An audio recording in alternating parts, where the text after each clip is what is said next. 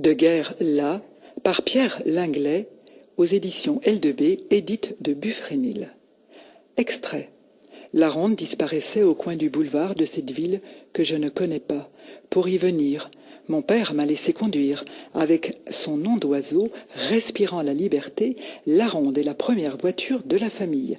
Et mon permis est encore trop récent pour que je sois lassé des plaisirs du volant.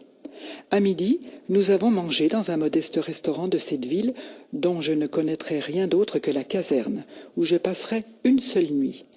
Un dernier coup d'œil sur l'enfilade des maisons et sur la guérite en bois aux chevrons bleu-blanc-rouge qui s'écaille. Un morne soldat y accomplit une faction dont je ne sais rien encore. Il y a 24 heures, j'avais enrichi la journée par l'écoute d'un court extrait de la symphonie du Nouveau Monde. Né à Sedan en 1934, Pierre Linglet considère la culture comme un langage universel par excellence.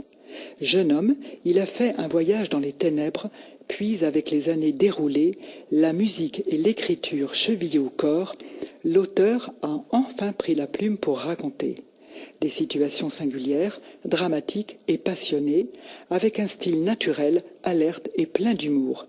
Si De guerre là fait penser à la phrase de Dante « Vous qui entrez ici, abandonnez toute espérance », c'est aussi à la guerre comme à la vie qui aura le dernier mot, surtout quand elle est parfumée au muguet de la savonnette Cadom, au livre qui sort de l'imprimerie et à l'ivresse de la nuit, déshabillée des peurs pour épouser la sérénité.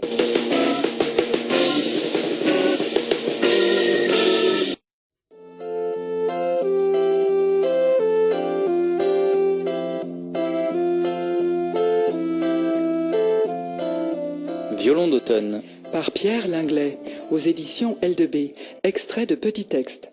Maria est une femme vieille, mais elle ne le sait pas.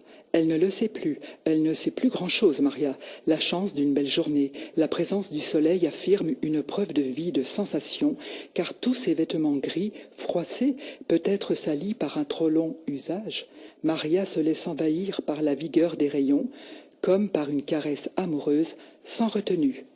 Violon d'automne. Pierre Linglet a toujours eu envie d'écrire. Aussi, à plus de 80 ans, l'écrivain a, heureusement, réalisé des ouvrages. Dans ses 3 nouvelles et petits textes, son langage fabrique l'universel au cœur de situations singulières. Passionnément, Pierre Linglet aborde des sujets dramatiques avec un style ardent, élégant et plein d'humour. Allez vite à la rencontre de ce jeune auteur généreux. Le baiser de Coursac, par Violette et Christophe Rubini-Perrin, aux éditions L2B, édite de Buffrénil. Extrait de l'écriture de Violette. Je me retourne et je plonge mon regard dans celui de cet homme, dont à ce moment même, je découvre l'existence. Qui de lui ou du soleil m'éblouit le plus? Je ne saurais dire. Son sourire me réconcilie immédiatement avec la raison de ma présence ici. Et nous déjeunons l'un à côté de l'autre, sans échanger une parole, mais avec, en ce qui me concerne, l'envie irrésistible de le toucher. En Dordogne, à la fête de l'été, Christophe et Violette se disent bonjour, et bien que la nuit s'installe, pour ces deux-là, c'est la rencontre, vite imprimée d'un baiser volé à Coursac. Dans les épreuves mises en sourdine, tout pourrait recommencer.